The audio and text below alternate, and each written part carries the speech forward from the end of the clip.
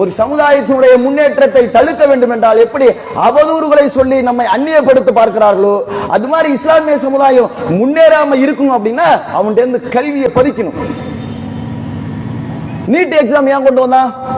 ஏதோ டாக்டருக்கு படிக்கிறதுக்கு எக்ஸாம் வச்சிருக்காங்களா, அதுக்கு போராடி இருக்கிறாங்க நினைச்சுக்கிட்டு நம்மால். நீட்னா என்ன அதை பத்தி சிந்திக்கிறது, நீட்னா தெரியல. அதுக்கு முன்னாடி 12வது வகுப்பு படிக்கிறானா, நிறைய மார்க் எடுத்துட்டா அரசாங்கமே மருத்துவ படிப்புக்கு இலவசமா சீட்டு கொடுத்துரும். இத்தனை மார்க் எடுத்தீங்கன்னா நீ இந்த காலேஜ் மருத்துவ காலேஜ்ல நீ படிக்கலாம், உனக்கு அனுமதிக்க போடான்றும். இத்தனை பெர்சன்டேஜ் மார்க் எடுத்துட்டான்னு சொன்னா அரசாங்கமே எல்லா செலவு படிக்க டாக்டர் ஆகி வெளியில வர வரைக்கும். ஒரு கூலி தொழிலாளியா இருக்கான் ஒருத்தன், செருப்பு தைக்கிறான். அவன் புள்ள 12ஆம் வகுப்புல நிறைய மார்க் எடுத்துட்டான். இப்ப டாக்டர் படிக்கிறதுக்கு அரசாங்கம் அனுமதி கொடுக்கும், போயிடுவான். 5 வருஷம் படிப்பு 7 வருஷம் படிப்பு முடிச்சுட்டு டாக்டர் வெளில வந்துருவான். அத்தா என்ன வேலை பார்க்கறாரு? செருப்பு தைக்கிற வேலை. இப்ப செருப்பு தைக்கிறவருடைய புள்ள டாக்டர், டாக்டரோட அப்பாவா நீங்கன்னு கேட்பான். செருப்பு தைக்கிறவர கேட்க மாட்டேன், டாக்டரோட அப்பாவா நீங்க? செருப்பு தப்பாரு நம்ம. அவனுடைய தலைமுறையை மாறிட்டு, ஜெனரேஷனே மாறிட்டு. டாக்டரான ஒருத்தன் திரும்பி தன்னுடைய பிள்ளைய செருப்பு தைக்கிற தொழிலுக்கு அனுப்புவானா? எங்க தாத்தா எங்க அத்தாவோட தொழிலு, நீ தாத்தா தொழிலே பாரு அப்படின்னு சொல்லி அனுப்புவான. மூட்டை தூக்குற தொழிலுக்கு அனுப்புவான டாக்டர். அவன் டாக்டர் ஆன மாதிரி, எம்பிபிஎஸ் ஆன மாதிரி நீ எம்பிபிஎஸ் ஆகக்கூடாது, சர்ஜரி டாக்டரா மாறணும். என்ன வேற என்னென்ன அந்த மருத்துவத்துல புதிய முறைகள் இருக்கிறதோ அதெல்லாம் படி.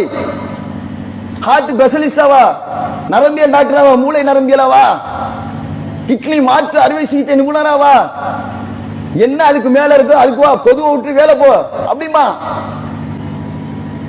இப்ப கூலி வேலை செய்யற செருப்பு தைக்கிறவனுடைய பிள்ளை டாக்டர் ஆனா, இப்ப என்ன பண்ணிட்டான்? எல்லாம் படிச்சு அவன் டாக்டர் ஆகிட்டு இருக்கானா, அவன் முன்னேறிட்டா என்ன பண்றது? எல்லாரும் டாக்டர் ஆயிட்டா நாங்க என்ன பண்றது? அப்ப என்ன பண்ணலாம்? வைடா ஒரு எக்ஸாம், நீ 12ஆம் வகுப்பு படிக்கிற மார்க் வழியா இனிமே நீ டாக்டர் சீட் வாங்க முடியாது. எவ்வளவு வேணாலும் மார்க் எடுத்துக்க 12ஆம் வகுப்பு, அது பிரச்சனை இல்ல.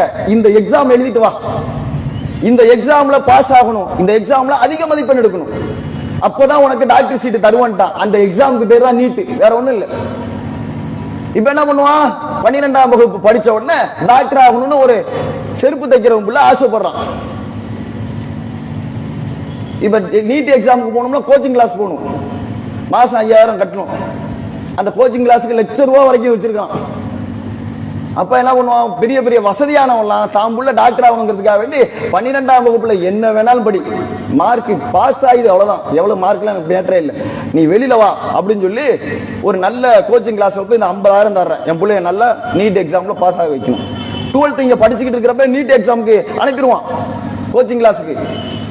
ஏன்னா இதுக்கு பெரிய மார்க் தேவையில்ல, பாஸ் ஆகுறது தானே, இங்க அனுப்பிடுவான்.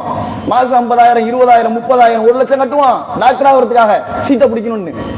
இப்ப கூலி வேலை செய்யறவனுடைய பிள்ளை நிலைமை என்ன? நீட் எக்ஸாமுக்காக வேண்டி கோச்சிங் கிளாஸுக்கு ₹5,000 பணம் கட்ட முடியுமா மாசம் மாசம்?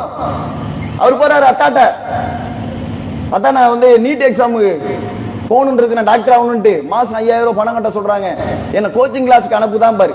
அத்தாக்காரன் சொல்லுவாரு, மகனே நானே செருப்பு தைச்சுக்கிட்டு இருக்கிறேன், நம்ம வருமானமே நம்ம குடும்பத்துக்கு பத்த மாட்டேங்குது, காவயிறு தான் கொஞ்சம் குடிக்கிறோம், நமக்கு ஏன்டா அதெல்லாம், உன்னால முடிஞ்சா படி, இல்லையே நீ என்னோட வேற வேலைக்கு வந்திருப்பா சொல்லுவாரா இல்லையா?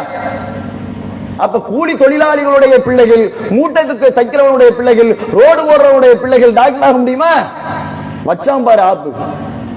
கைஃபர் போலான் கணவாய் வழியாக வந்தவர்கள் இந்த நான் மண்ணின் மைந்தர்களுடைய உரிமைகளை பறிப்பதற்கு தந்திரமாக கையாளுகிறார்கள் நீட் என்ற எக்ஸாம் வழியாக. இந்த நுணுக்கத்தை நம்ம புரிஞ்சுக்கிட்டோமா? எவனோ போராடிட்டு இருக்கான் கவனிச்சுக்கணும். நம்ம ஹிஜாபு போராட்டம் பங்கெடுத்தோமே, அதில் இருக்கிற ஆணி வேறு என்ன புரிந்து கொண்டோமா? எதுக்குடா ஹிஜாப கையில் எடுக்கிறான்? தலையை மறைக்கிறவனுக்கு பிரச்சனையே கிடையாது.